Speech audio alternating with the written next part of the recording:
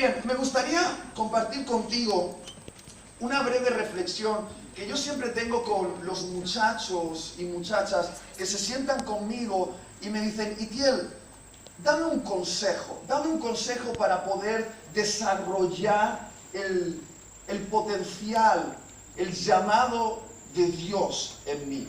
Y obviamente podríamos hablar acerca de muchas cosas, pero a mí siempre me gusta darles lo que yo considero que son las 3 virtudes que llaman la atención a Dios.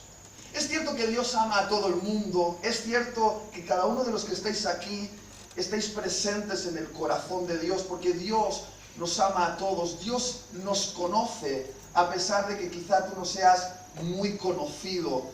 Él sabe cómo te llamas, Él conoce tus pensamientos íntimos. El Salmo 139 habla acerca de que nada se le escapa a Dios, de cómo Él constantemente está pensando en nosotros. Y es cierto, pero a lo largo de la vida me he dado cuenta de que hay virtudes en el alma que llaman la atención a Dios. Es decir, hay virtudes en el corazón de algunas personas que son como un atractor para Dios, que hacen que Dios enfoque su mirada sobre esas personas. Y quiero hablarte de esas 3 virtudes bien rápido. Serían las 3 cosas que yo te diría si te sentases conmigo a tomar un café y quisieses tener una charla pastoral. Si tú me preguntases: Itiel, ¿cómo puedo llegar a alcanzar el propósito de Dios en mi vida? Probablemente comenzaría con estas 3 cosas. La primera es fidelidad. Di conmigo, fidelidad. Esa es la primera virtud. Mira, este mundo aplaude el carisma, pero el cielo aplaude la fidelidad. Siempre que yo hablo con algún pastor, como Alfredo Di Miro, y paso un tiempo con él y le pregunto: ¿por qué has promocionado a cierto joven por encima de otro joven? ¿Por qué has dado más responsabilidad a este chico o a esta chica por encima de los demás? Siempre los pastores me responden lo mismo. No me hablan del talento, no me hablan del carisma, no me hablan del conocimiento teológico, aunque son cosas importantes. Siempre todo pastor resalta: promocioné a esa persona porque era fiel. La fidelidad es lo que te promociona en el reino de Dios. De hecho, yo siempre pienso en la historia de David. David, el gran rey de Israel, que comenzó siendo un sencillo pastorcillo de las ovejas de su papá. Ahora, la cuestión es: ¿por qué Dios seleccionó a David para ser el administrador de toda una nación? Porque Dios se dio cuenta de que ese muchacho fue capaz de ser un administrador fiel de las pocas ovejitas que su papá puso en su mano. Cuando Dios encuentra a una persona que es capaz de ser fiel en lo poco, la va a promocionar para las grandes responsabilidades. De hecho, creo que el motivo fundamental por el cual David fue seleccionado entre todas las opciones que existían en Israel es que Dios pudo observar en el corazón de David esa virtud tan escasa entre los jóvenes, que es la virtud de la fidelidad. De hecho, tenéis que pensar que el contexto de David es que tenía un padre que era un desgraciado. Algunos teólogos dicen que David fue producto de una relación extramatrimonial de su papá y que por eso su papá se sentía un poquito avergonzado de David y por eso no lo presentó al profeta. Mira, no estamos seguros si eso fue así, pero sea como sea, el papá no valoraba mucho a David. Porque dejar a tu hijo fuera cuando el gran profeta llega a la casa es una manera de decir: querido, para mí eres un invisible. Y aunque David era invisible para su propio padre, no era invisible para Dios. ¿Y qué es lo que le hizo visible delante de Dios? Lo que le hizo visible es que cuando su papá le puso en su mano ese grupito de ovejas, las ovejas de un padre que lo ignoraba, David cuidó con tanta pasión ese pequeño rebaño, que dice la Escritura que cuando un oso o un león arrebataba una de las ovejas de su papá, David, que yo creo que tenía sangre argentina, porque eso solo lo puede hacer un argentino, ¿verdad? Salía corriendo detrás del oso y del león y con un palo o una piedra le empezaba a golpear a la bestia, arrebatándole la oveja de la boca. Y tú y yo sabemos que si un oso o un león viene a llevarse una oveja, uno dice, mi vida por delante de la vida de esa oveja. Muy pocos estaríamos dispuestos a poner en riesgo nuestra vida por la vida de una simple ovejita, y menos por la vida de una ovejita de un padre que nos ignora. Pero este David tenía algo diferente. Este David sabía que si su padre le había puesto como responsable de ese pequeño rebaño, él debía poner su vida en favor de esas pequeñas ovejas. Y si lo piensas bien, lo que le dio acceso a la batalla de su vida, la batalla que lo hizo famoso, ¿cuál fue la batalla contra? ¿Cuál fue la llave de acceso? ¿Cuál fue la llave que abrió la puerta para que David pudiese pelear la batalla que le dio la fama y que por lo tanto lo catapultó hacia su destino? ¿Cuál fue? El testimonio. El testimonio delante del rey Saúl, cuando el rey Saúl le dijo, muchacho, ¿te has visto? ¿Y has visto a esa bestia? Te va a hacer picadillo. Y David dijo, sí, parezco poca cosa, pero he aquí un muchacho que cuando un oso o un león venía a arrebatar una de las ovejas de mi papá, yo le arrebataba la oveja de sus fauces. Y el testimonio de su fidelidad es lo que le abrió la puerta para la batalla de su vida, es lo que le abrió la puerta para la batalla que lo catapultó hacia su destino. Por lo tanto, piénsalo bien. Si David hubiese dejado perder esa oveja, no hubiese perdido una oveja, hubiese perdido un testimonio. No solo hubiese perdido un testimonio, hubiese perdido la oportunidad de pelear la batalla de su vida. No solo hubiese perdido la oportunidad de pelear la batalla de su vida, hubiese perdido la fama en Israel. No solo hubiese perdido la fama en Israel, hubiese perdido la posibilidad de estar al lado del rey Saúl. No solo hubiese perdido la oportunidad de estar al lado del rey Saúl, hubiese perdido la corona real que después fue puesta sobre su cabeza. No solo hubiese perdido la corona real, hubiese perdido la conquista de una ciudad que después se llamaría Jerusalén. No solo hubiese perdido Jerusalén, hubiese perdido un título mesiánico. Porque ¿cómo se le llamó a Jesús tiempo después? El hijo de David. Al Cordero de Dios se le puso el sobrenombre del hijo de David.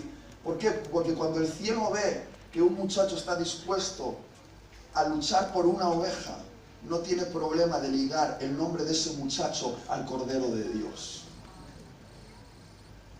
No sé si acabas de entender lo que acabo de decir, pero perder una oveja hubiese hecho que Jesús se llamase de una manera diferente. No le hubiésemos conocido como el hijo de David. Y muchos no entienden la conexión que existe entre el Cordero de Dios y la pequeña ovejita de tu papá. Pero las cosas se conectan. Quizá no lo entiendes mirando hacia adelante, pero lo entenderás mirando hacia atrás. La manera en la que ahora articulas las responsabilidades que ponen en tu mano va a hacer que termines alcanzando tu propósito o boicoteando tu propósito. Porque sí, queridos, creo que podemos boicotear nuestro propósito. Y todo empieza por lo pequeño. La manera en la que tú cuidas de una oveja, y esa oveja puede representar muchas cosas en tu vida. Las pequeñas responsabilidades que ponen en tu mano van a determinar si Dios va a poner en ti responsabilidades mayores. ¿Tiene sentido lo que estoy diciendo? Sí. No pierdas esa oveja porque quizás estás perdiendo el testimonio que te va a dar la oportunidad de obtener tu promoción. No, está bien. Una persona que lo ha entendido, me voy contento por eso. La mayoría de cosas a las que Jesús daría un like no se pueden fotografiar. La fidelidad no se puede fotografiar. Yo sé que tú te quieres mostrar en las redes sociales con todos tus talentos, pero ¿crees que sorprendes a Dios con tus talentos? Muchos jóvenes se ponen delante de Dios y dicen, mira Dios, cómo toco la guitarra, para tu gloria. Y yo me imagino a Dios mirándoles y diciendo, ah, qué bonito talento, por cierto, el talento que yo te di. ¿Tú crees que puedes sorprender a Dios con un talento? No. A Dios se le sorprende con carácter. Porque el talento Él te lo da, el carácter tú lo desarrollas. ¿Tiene sentido lo que estoy diciendo? Muy bien, si tú te sentases a tomar un café conmigo, eso sería lo primero que te diría. Sé fiel. Lo segundo que te diría es, todo lo que hagas, hazlo de corazón, como para Jesús. Una vez más, todo lo que hagas, hazlo de corazón, como para Jesús. Y para eso me gustaría leerte este texto, está en Colosenses capítulo 3, versículo 22. Dice, siervos, obedeced en todo a vuestros amos terrenales, no sirviendo al ojo como los que quieren agradar a los hombres, sino con corazón sincero temiendo a Dios. Y todo lo que hagáis, hacedlo de corazón como para el Señor y no para los hombres, sabiendo que del Señor recibiréis la recompensa de la herencia, porque a Cristo el Señor servís. Muy bien, presta atención a esto. ¿Qué significa exactamente hacer todo de corazón como para el Señor? Yo aprendí el significado de estas palabras hace unos 10 años atrás, cuando mi esposa y yo tuvimos un retiro en un monasterio católico. Tranquilos, no penséis que soy ecuménico, o quizás sí, quién sabe. Pero allí nos retiramos a un monasterio católico durante una semana para tener una convivencia con otros cristianos, orar, reflexionar, leer la palabra.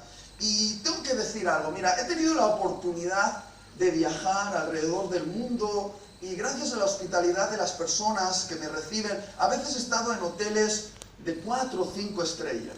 No es que yo lo pida, ni mucho menos, pero a veces me han puesto en hoteles de 4 o 5 estrellas, donde todo está limpio, te hacen buena comida, te dan un servicio. Pero queridos, jamás he sido tratado con el corazón con el que me trataron en ese monasterio.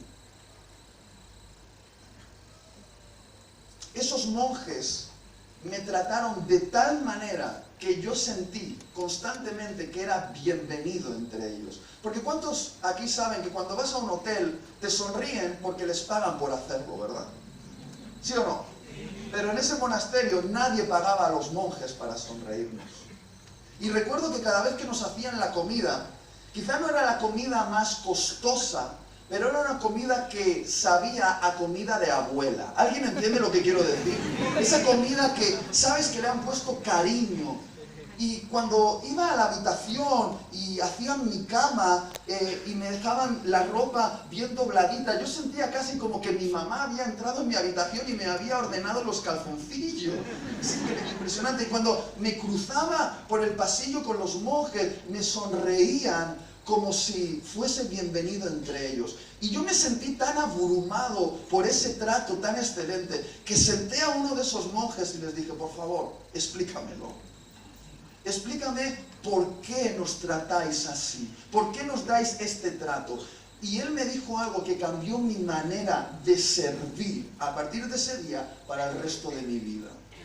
Él dijo, lo hacemos porque en este monasterio tenemos una regla sagrada. Y dije, ¿qué regla? Y ellos dijeron, nosotros vemos a Jesús reflejado en el rostro de cada peregrino. Por lo tanto, tratamos al peregrino como trataríamos al mismo Jesús.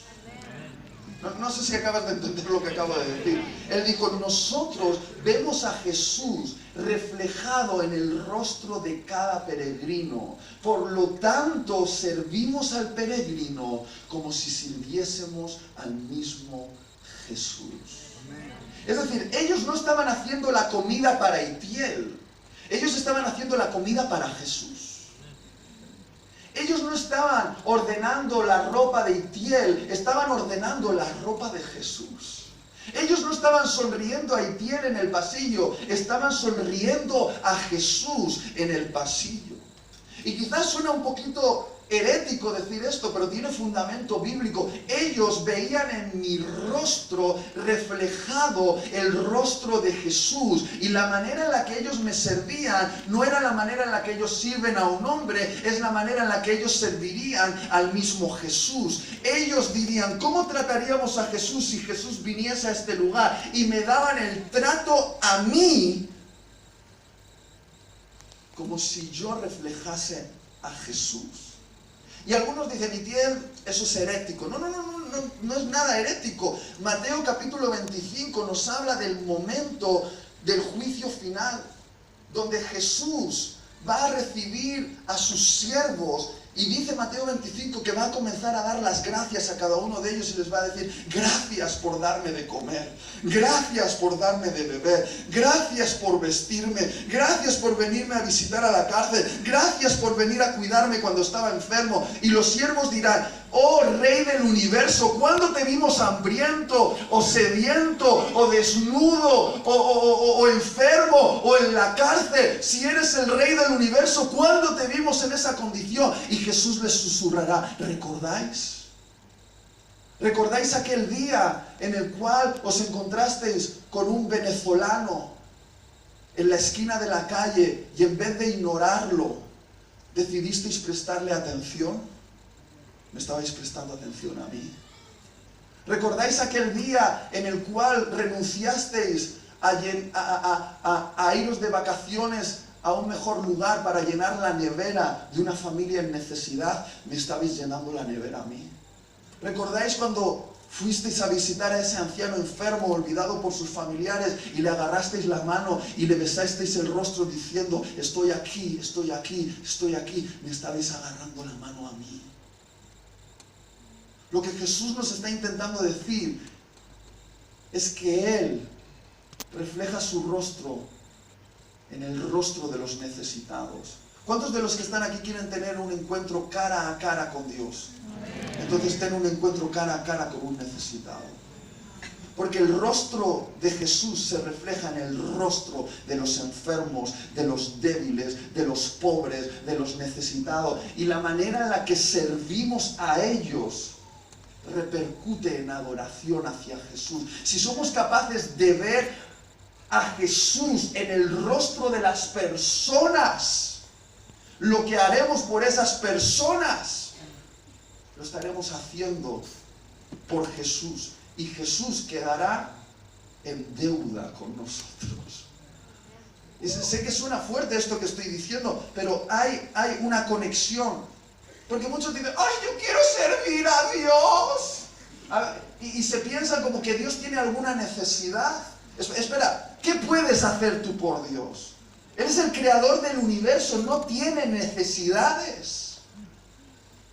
Tienes que entender, oh místico de las esferas celestiales, religiosillas que andas por ahí diciendo yo quiero servir a Dios y andas encerrado en tu habitación, que la única manera de servir a un Dios que no necesita tu servicio es sirviendo a los seres humanos que Él ama y sí necesitan tu servicio. Esa es la única manera. Y no hay otra. No hay otra. No hay otra. No hay otra.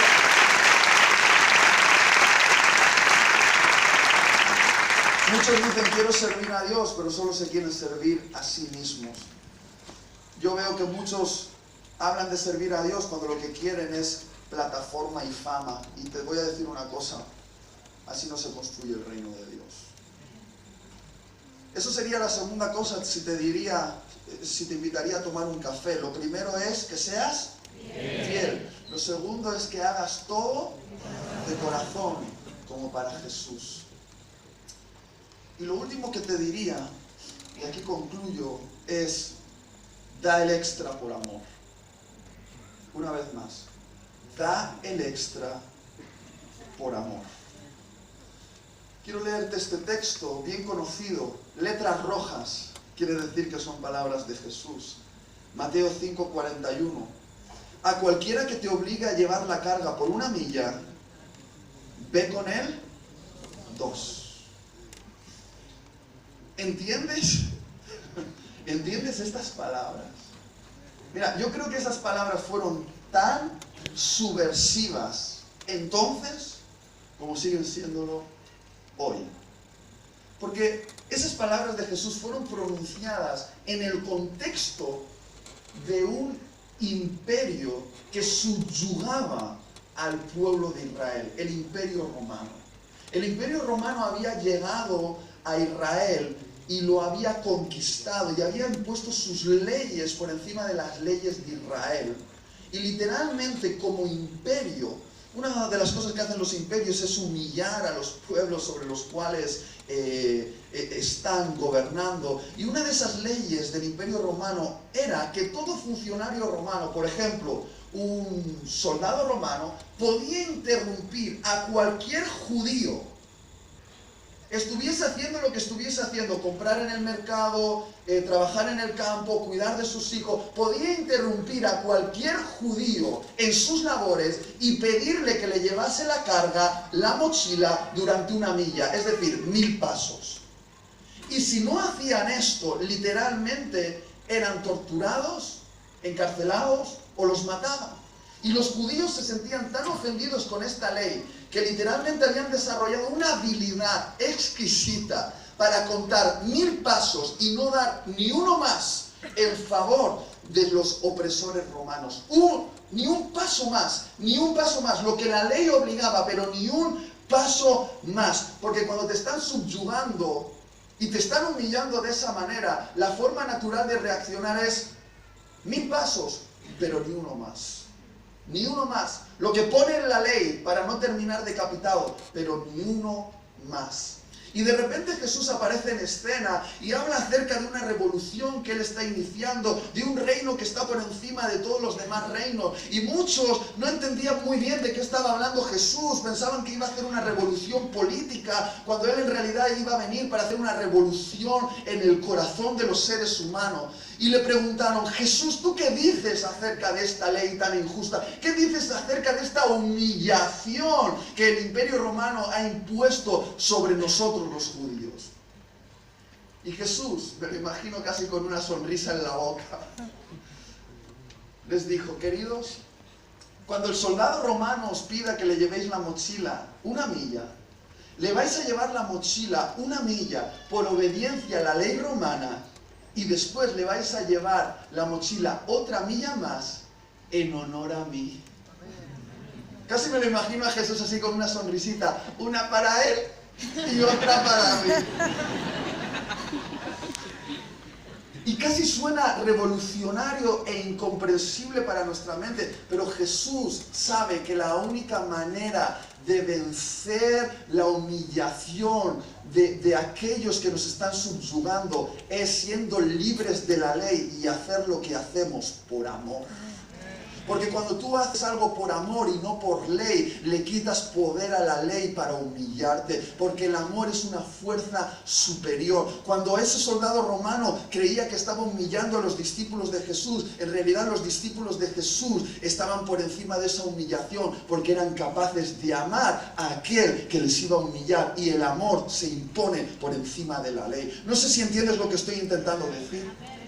Y lo que quiero decirte, queridos, es que la mayoría de los que estáis aquí, la mayoría de nosotros, hacemos lo que hacemos en nuestros trabajos en iglesia, a veces con un sentido de que nos están humillando porque ponen responsabilidades sobre nuestros hombros y decimos: voy a dar 1000 pasos y ni uno más. Voy a transitar lo que la ley dice. Voy a hacer lo justo y lo necesario. Y muchos trabajan en Argentina de esta manera. Y lo sé, porque los argentinos os parecéis mucho, mucho, mucho a los españoles. Y los españoles somos así por naturaleza. Trabajamos cuando el jefe nos está mirando, pero cuando deja de mirar, entramos a Instagram, entramos a Facebook, entramos a TikTok y hacemos el estúpido como si fuésemos un mono. Así somos. No sé si me entienden lo que estoy intentando decir. Trabajamos lo justo, lo que la ley impone, para no ser despedido, para llegar al límite, para ganarnos el sueldo. Pero ¿sabes qué? En la primera milla hay muchos que transitan, pero en la segunda milla está carente de personas que transiten por ella. Y es la segunda milla la que te define delante de Dios. Es la segunda milla la que llama la atención del cielo. Es la segunda milla, ese camino poco transitado por las personas y muchas veces poco transitado por los cristianos, donde se define si vamos a ser diferentes o no. Esa es la segunda milla. Cuando vamos más allá de lo que pone en el contrato, cuando lo hacemos bien aunque no nos están mirando, cuando damos un poquito más de lo que nos han pedido, cuando no lo hacemos justito, sino que lo hacemos con excelencia, cuando lo hacemos con integridad, cuando sería buena idea sacar un poquito más de dinero de otra manera, cuando lo hacemos así, cuando damos el extra, llamamos la atención del cielo. Y te voy a decir una cosa, muchos aquí dicen, yo no voy a dar el extra por mi jefe. Yo no voy a dar el extra por mi empresa. Yo no voy a dar el extra por Argentina. No voy a dar el extra por el gobierno. Y sí, cada uno tiene razones para decir, no voy a dar el extra por ellos, porque ellos no lo merecen. Pero queridos, el extra no es para ellos. El extra es para Jesús. El extra es para Jesús. Es para Él. Solo para Él. Cada vez que alguien da un extra, una milla extra, eso es un sacrificio que levanta un olor fragante que llega al cielo, y Jesús lo huele y dice, huele bien, asado argentino, huele bien, eso es el extra. Sois expertos en hacer carne como nadie en este mundo, pero hay algo que despierta hambre en el estómago de Jesús. Es cuando Jesús huele el sacrificio de un hombre o una mujer argentina que va más allá de lo que otros van, que da el extra, que camina por donde los demás no están caminando. Eso es lo que puede hacer diferente el reino de Dios, y por qué no también Argentina entera. Porque yo sé que muchos aquí se sienten enfadados con las cosas que estáis viviendo, pero ¿sabes qué? No se arreglan las cosas haciendo paros constantemente. Se arreglan las cosas caminando la milla extra. Trayendo grandeza a esta nación, porque esta nación es una nación de gente con grandeza. Sois una de las naciones más impresionantes de todo el mundo. Pero donde se define lo que vais a llegar a ser es en la milla extra. Es ahí. ¿Alguien me está entendiendo? Y termino con esto. Cuando lo haces por amor, entonces no te duele. ¿Recordáis esa historia de Jacob enamorado locamente de una mujer llamada Raquel? Y su papá, el desgraciado, el papá de Raquel, le dijo, ¿la quieres? Así, pues vas a trabajar para mí, ¿cuántos años? 7 años. Y Jacob trabaja 7 años por Raquel, pero el día de su boda probablemente bebió más vino de lo que debía. Y el papá, en vez de darle a Raquel, le dio a Lea. Raquel era la de la bonita figura y Lea dicen que tenía unos ojos bonitos. Ahí lo dejamos, no sé qué significa.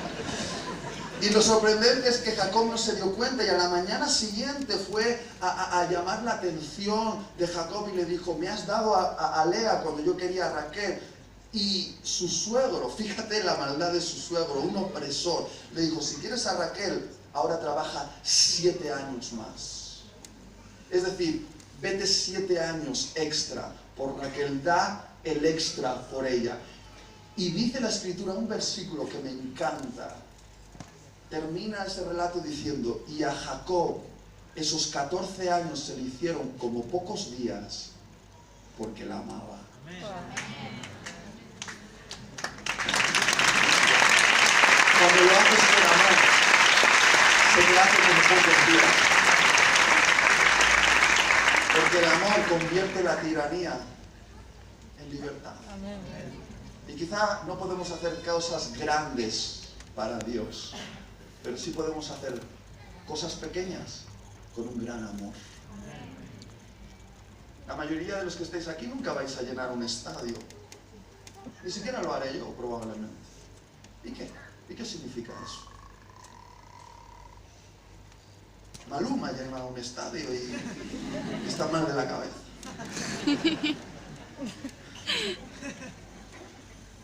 Quizá no podemos hacer cosas grandes, pero podemos hacer cosas pequeñas con un gran amor. Y eso es grande en el cielo. Estos serían los 3 consejos que te daría si nos sentásemos a tomar un café y pudiese hablarte de corazón a corazón. El primero es, sé fiel. El segundo es, algo todo de corazón, como para Jesús. Y el tercero, da el extra por amor. Muy bien, aquí concluimos. Dani, vamos a hacer tiempo de preguntas. ¿Cómo vamos de tiempo? Como siempre, el predicador engaña, dice, estos son 20 minutos y luego son 40. Pero vamos a darle, venga, vamos a darle otros 20 minutos más.